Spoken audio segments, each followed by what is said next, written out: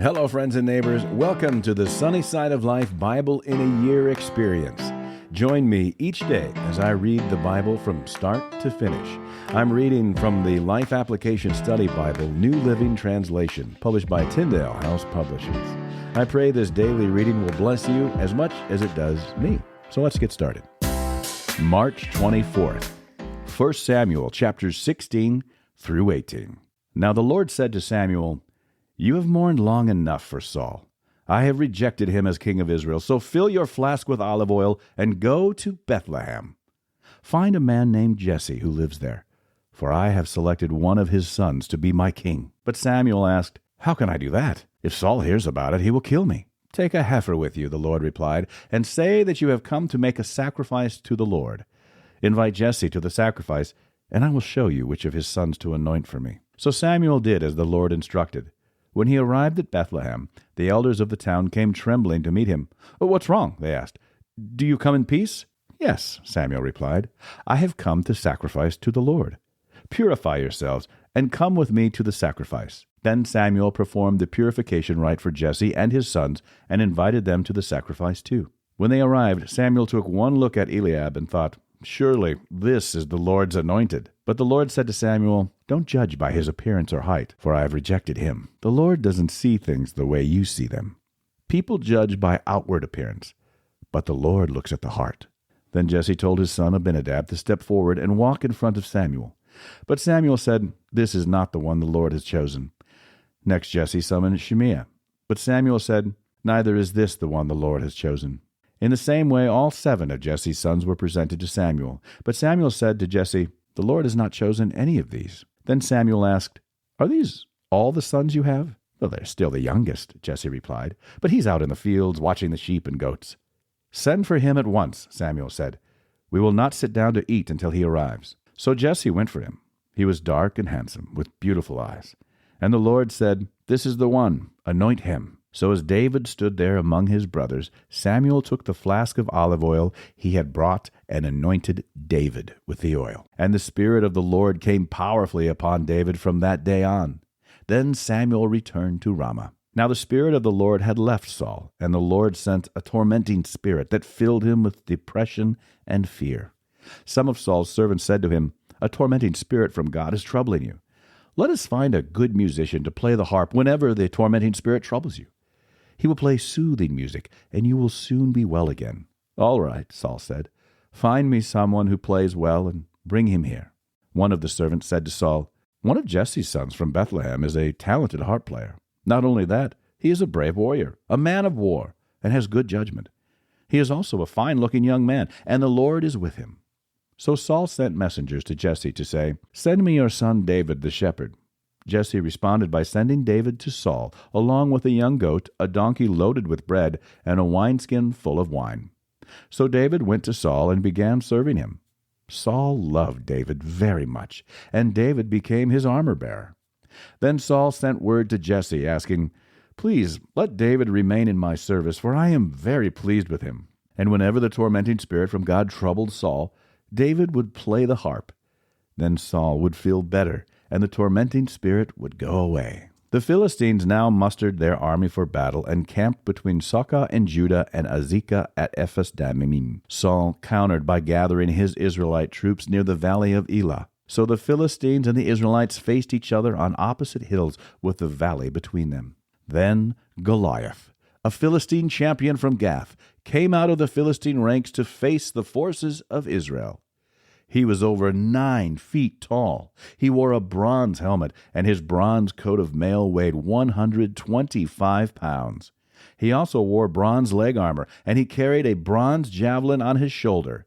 The shaft of his spear was as heavy and thick as a weaver's beam, tipped with an iron spearhead that weighed 15 pounds. His armor-bearer walked ahead of him, carrying a shield. Goliath stood and shouted a taunt across to the Israelites. "Why are you all coming out to fight?" he called. "I am the Philistine champion, but you are only the servants of Saul. Choose one man to come down here and fight me. If he kills me, then we will be your slaves. But if I kill him, you will be our slaves. I defy the armies of Israel today. Send me a man who will fight me." When Saul and the Israelites heard this, they were terrified and deeply shaken. Now David was the son of a man named Jesse, an Ephrathite from Bethlehem in the land of Judah. Jesse was an old man at that time, and he had 8 sons. Jesse's 3 oldest sons, Eliab, Abinadab, and Shimea, had already joined Saul's army to fight the Philistines.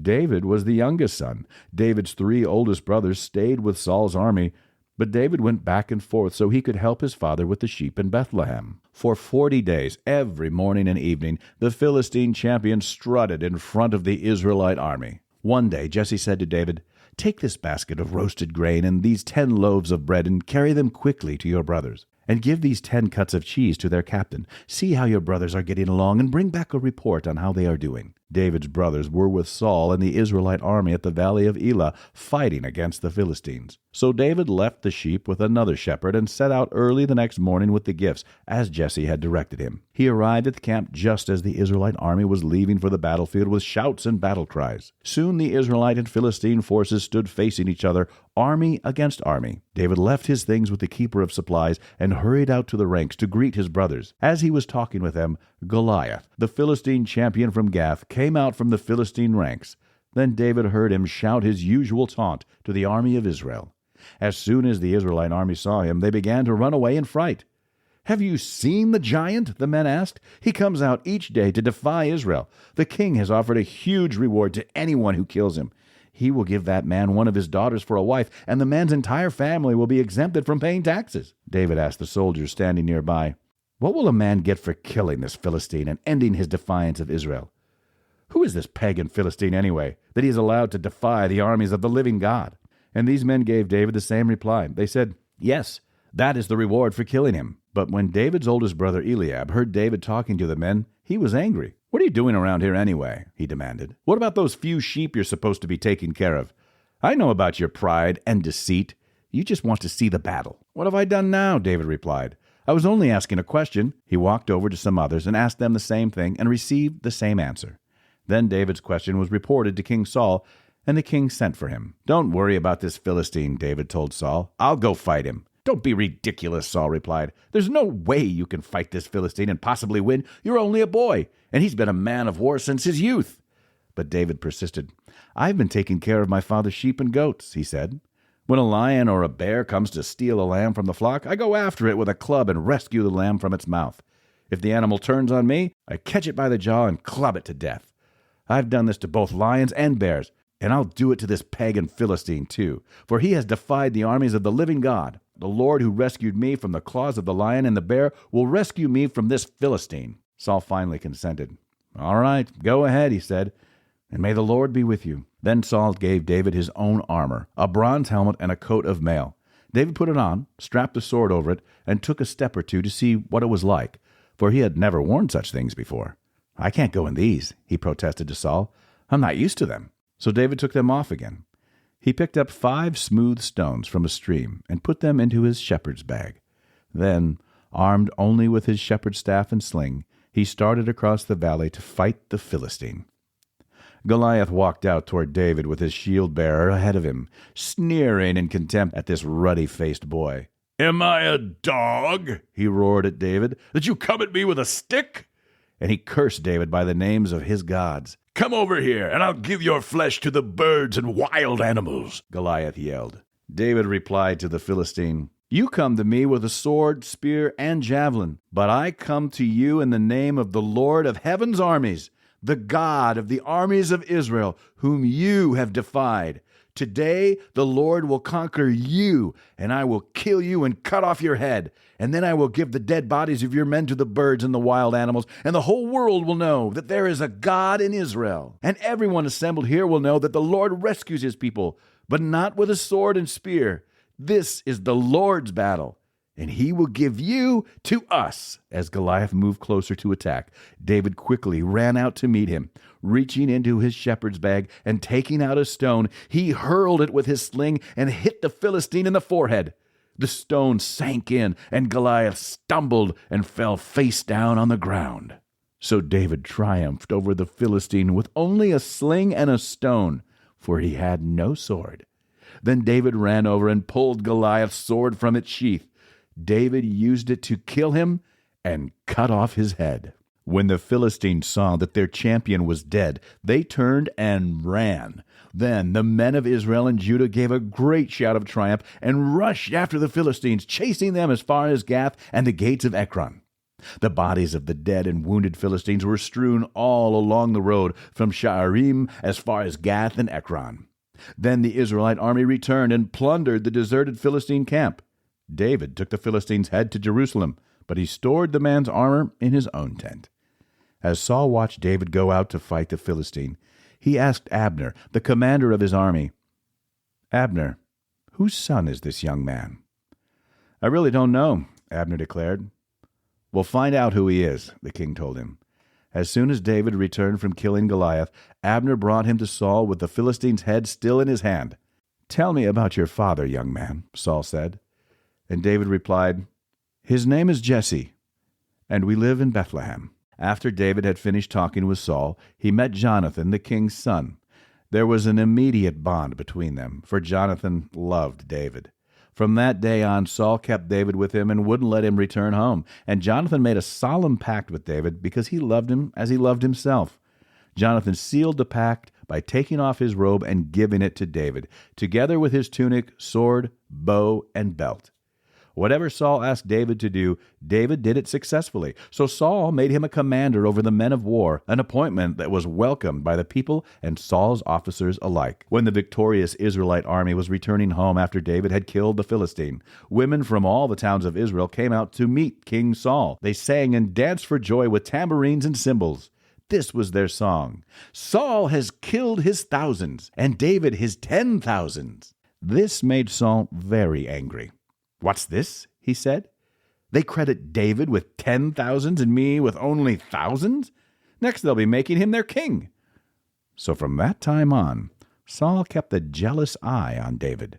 The very next day, a tormenting spirit from God overwhelmed Saul, and he began to rave in his house like a madman. David was playing the harp as he did each day, but Saul had a spear in his hand, and he suddenly hurled it at David, intending to pin him to the wall. But David escaped him twice. Saul was then afraid of David, for the Lord was with David and had turned away from Saul. Finally, Saul sent him away and appointed him commander over 1,000 men, and David faithfully led his troops into battle. David continued to succeed in everything he did, for the Lord was with him. When Saul recognized this, he became even more afraid of him. But all Israel and Judah loved David because he was so successful at leading his troops into battle. One day Saul said to David, "I am ready to give you my older daughter, Merab, as your wife. But first you must prove yourself to be a real warrior by fighting the Lord's battles." For Saul thought, "I'll send him out against the Philistines and let them kill him rather than doing it myself." "Who am I, and what is my family in Israel that I should be the king's son-in-law?" David exclaimed. "My father's family is nothing." So when the time came for Saul to give his daughter Merab in the marriage to David, he gave her instead to Adriel, a man from Meholah. In the meantime, Saul's daughter Michal had fallen in love with David, and Saul was delighted when he heard about it. "Here's another chance to see him killed by the Philistines," Saul said to himself. But to David he said, "Today you have a second chance to become my son-in-law." Then Saul told his men to say to David, "The king really likes you, and so do we. Why don't you accept the king's offer and become his son-in-law?" When Saul's men said these things to David, he replied, "How can a poor man from a humble family afford the price for the daughter of a king?" When Saul's men reported this back to the king, he told them, "Tell David that all I want for the bride price is 100 Philistine foreskins.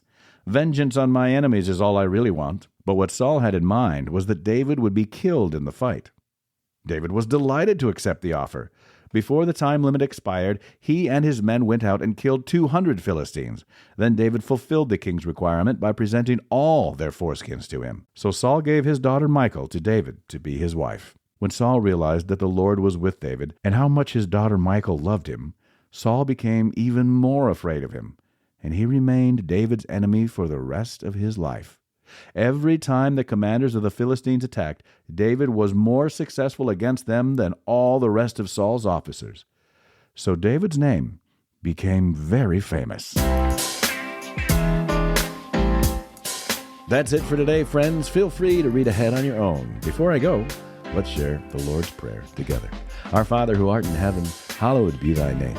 Thy kingdom come, thy will be done, on earth as it is in heaven. Give us this day our daily bread, and forgive us our trespasses, as we forgive those who trespass against us. Lead us not into temptation, but deliver us from evil. For thine is the kingdom, and the power, and the glory forever.